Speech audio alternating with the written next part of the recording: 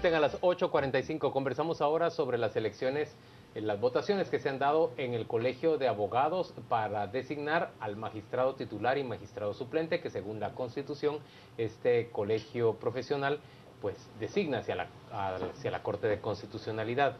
Hoy nos acompañan el señor vicepresidente del Colegio de Abogados, él es Jordán Rodas, y está con nosotros también Gregorio Saavedra, abogado en sí mismo. Y tenemos ya los primeros resultados que ofrecerles sobre esta elección. De acuerdo con lo que se ha conocido una vez que ha finalizado el conteo, dos candidatos, que son el señor Bonerge Mejía y el señor Óscar Cruz, pasan a disputar en una segunda vuelta la representación como titular, como magistrado titular a la Corte de Constitucionalidad, elegido por el Colegio de Abogados. Esto es el próximo 9 de marzo. Y la ex magistrada más bien, María Cristina Fernández, y el abogado Julio Dougherty pasan también a disputarse la magistratura suplente que también designa el Colegio de Abogados. Esos son los resultados en este momento. El próximo miércoles habremos de conocer por quién votan en definitiva los abogados. Le damos la bienvenida entonces al señor Rodas y al señor Saavedra. Gracias a los dos por acompañarnos. Gracias, Juan Luis. Gustavo, buenas noches. Buenas noches. Gregorio, comencemos con usted. La entidad a la que usted pertenece ha realizado un monitoreo y una vigilancia del proceso de elección dentro del Colegio de Abogados. Es decir, ¿podría usted decirnos cuáles han sido las características de este proceso? Sí, bueno, este proceso se ha caracterizado y hay que medirlo desde un proceso anterior. Hemos tenido se ha acelerado el número de colegiados y eso es en gran parte por la gestión que se está llevando a cabo en la universidad pública, ¿verdad? Que es la USAC. Y ahí habría que poner los ojos porque el crecimiento es exponencial en los últimos 10 años y eso, aquí el pues tiene claro esa parte en la función del CAN.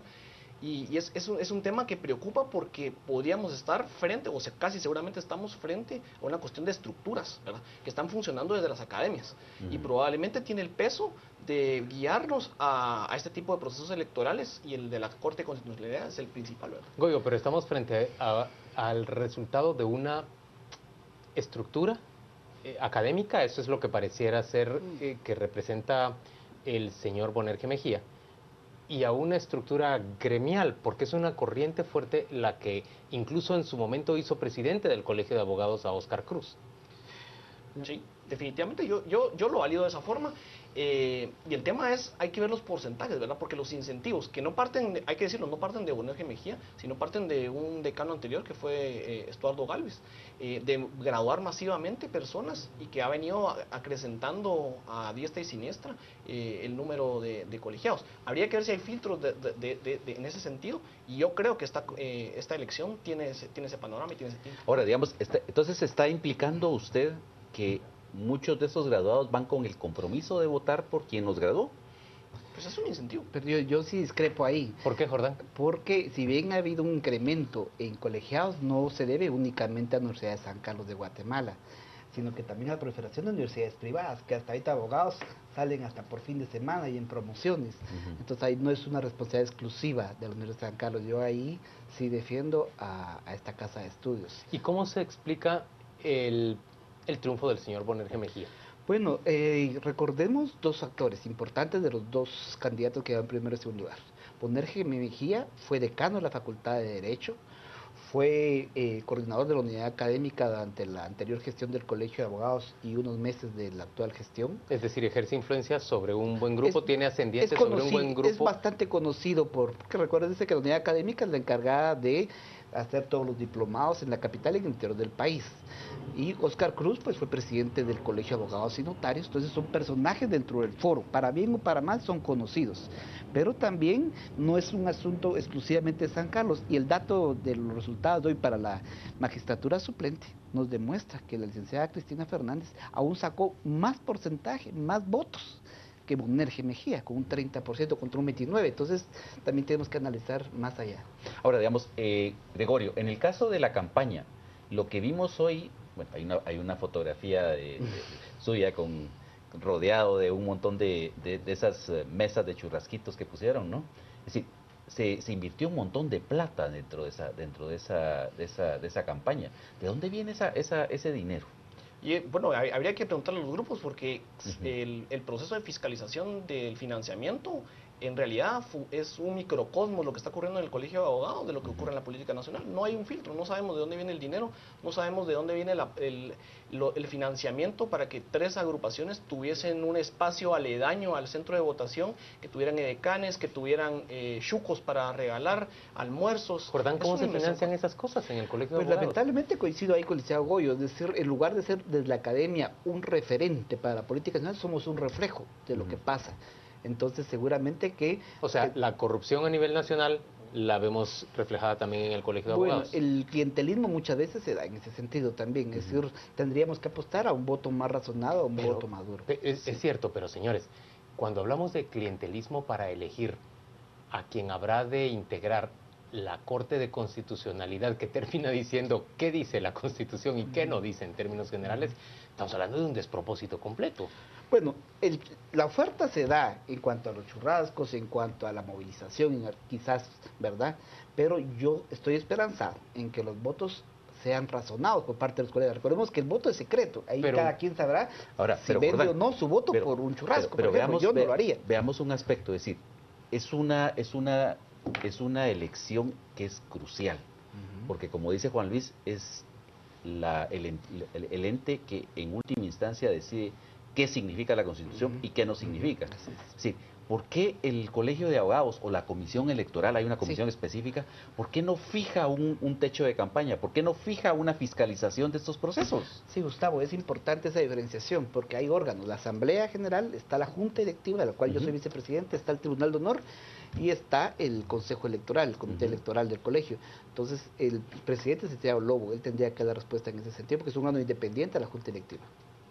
Ok, pero digamos, en última instancia, ustedes tienen iniciativa para presentarlo a la Asamblea General antes de que se presente a la Comisión Electoral. Sí, nosotros vamos a tener asamblea a finales de marzo, pero yo pienso que podríamos dejar un legado para futuros procesos en base a estas experiencias que estamos teniendo en un mandato de 2 años, vamos a la mitad. Entonces, para transparentar y hacer más fiscalizables los procesos, podría ser muy atendible esta recomendación, Gustavo. Goyo, ¿se sabe exactamente de qué candidatos eran las carretillas de churrascos chéveres, edecanes y demás? Sí, bueno, el Churrascos fue un candidato que no pasó el licenciado. No funcionó el clientelismo, estaban feos los churrascos. Los churrascos no funcionaron. Ahora, yo sí atiendo a que probablemente en este día de elección no hubo ese tipo de maniobras, pero los 2 candidatos que pasaron hay que verlos. O sea, desde noviembre, octubre vienen con campañas. Hay unos que hasta hicieron rifas de motocicletas en espacios gremiales. O sea, hay cuestiones que debería de atenderse mucho más fuerte y de mucho más consistente, porque estamos hablando de la elección de la Corte de Constitucionalidad. Si una persona es conocida, como bien refería el licenciado, porque fue decano en 2 periodos, no necesitaría estar regalando incentivos o insumos de ese tipo, ¿verdad? O sea, es triste ver, yo por ahí no siento tanta esperanza, es triste ver que una elección tan fuerte como la del máximo órgano jurisdiccional del país esté siendo un reflejo de una política chusca, ¿verdad?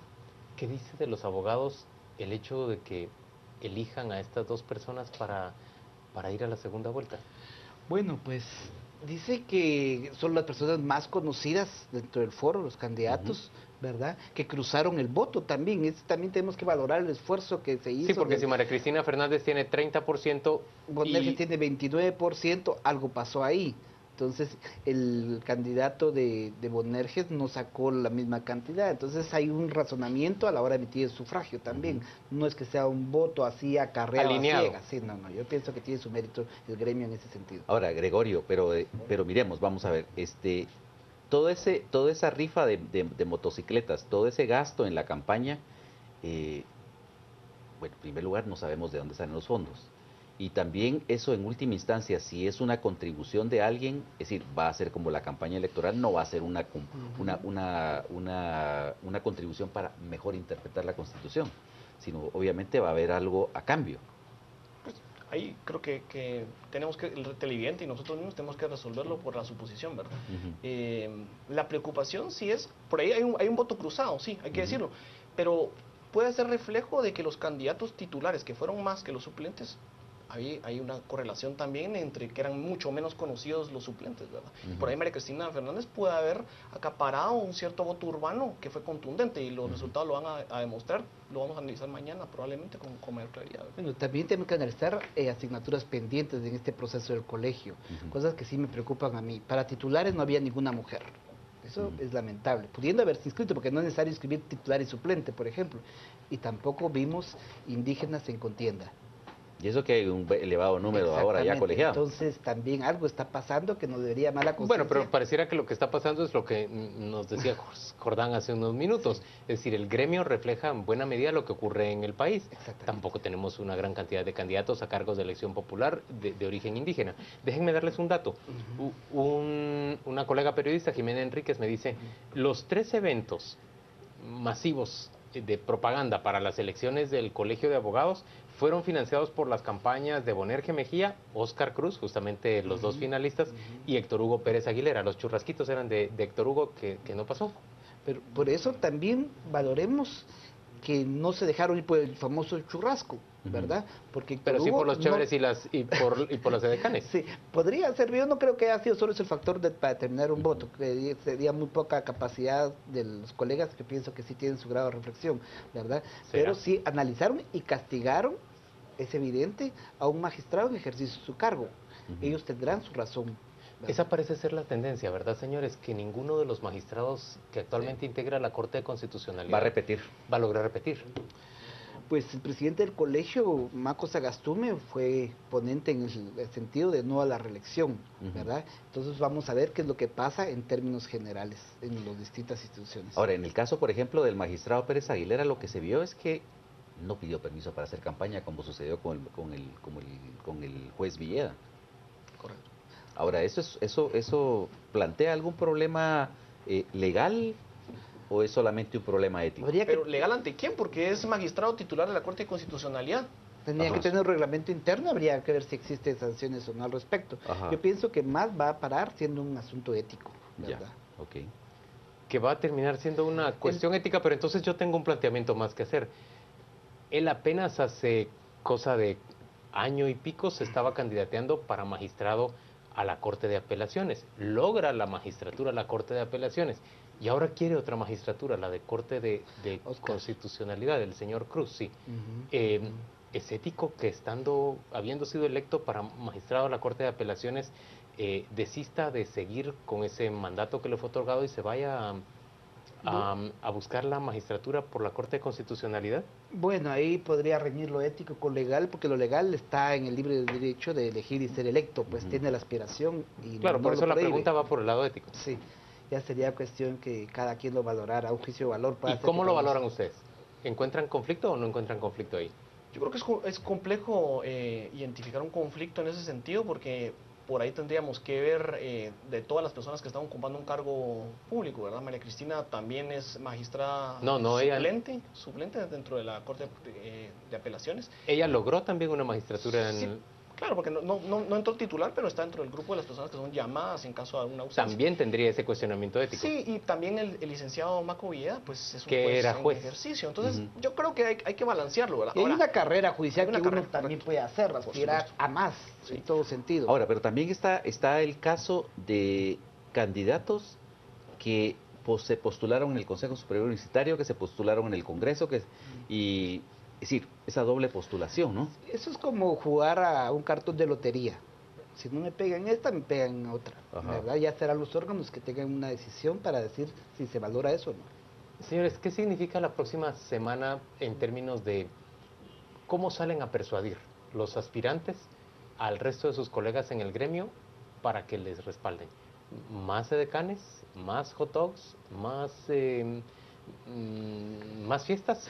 ¿O ha habido una discusión de temas sustantivos de interpretación? Han habido también, Gustavo, foros y discusiones. También actividades académicas. No se puede reducir una campaña solamente a regalos y a churrascos, no. También han habido conferencias y cada quien elige a qué conferencia va y por quién votar también. Entonces esperaríamos más actividades académicas, que fuera lo que pesara más que otro tipo de regalías.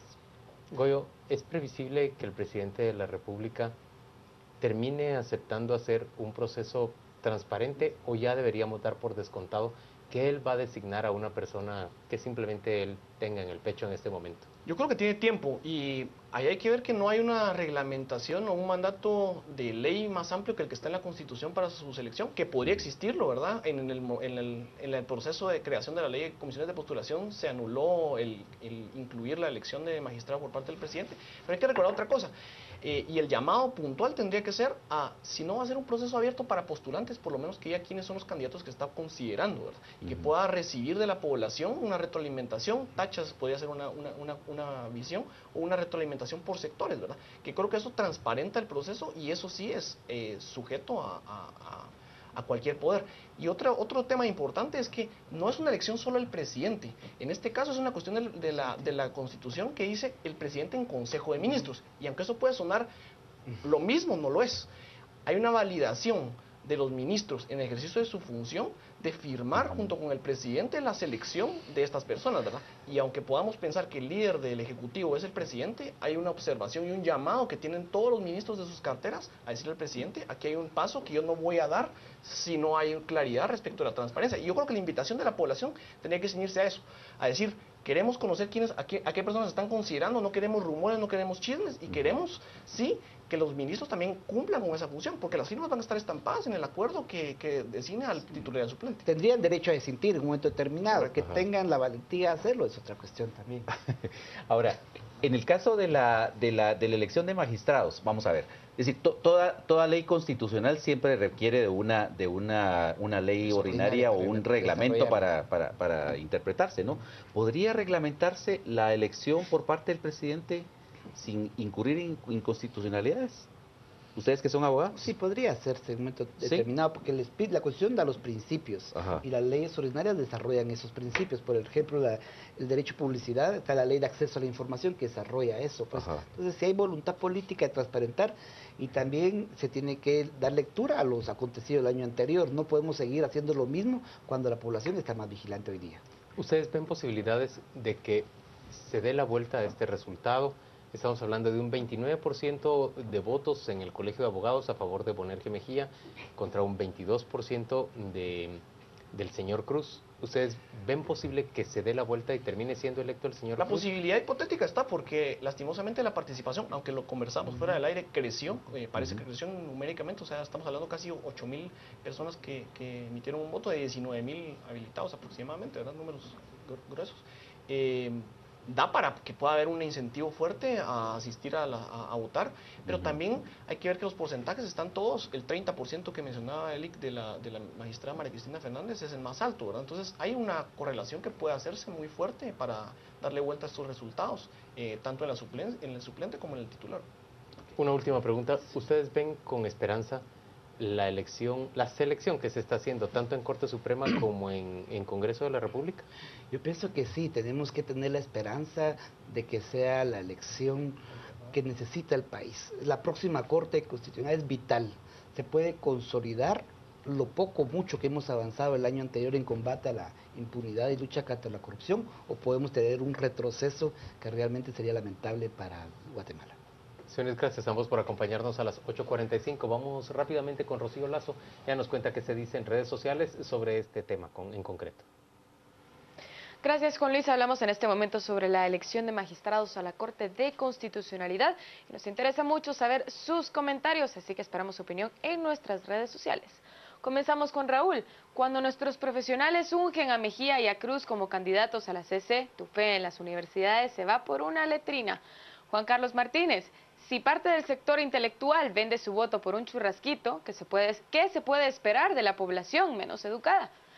Edwin Chávez nos dice, Tribunal Electoral del Colegio de Abogados y Notarios de Guatemala debe normar los procesos electorales del gremio, regular financiamiento, acarreos, dádivas, etc. Luqui Aguilar, María Cristina Fernández pasa a segunda vuelta por medio de la recomendación personal, más que por propaganda. Así es como debe ser. Y por último, Christopher Martínez, quedaron los más corruptos, lastimosamente. Les recordamos que en Facebook y en Twitter nos encuentra como Canal Antigua. Ahora vamos a conocer todas las noticias deportivas y lo invitamos a que se quede con nosotros a las 10 p.m. Que tenga una linda noche.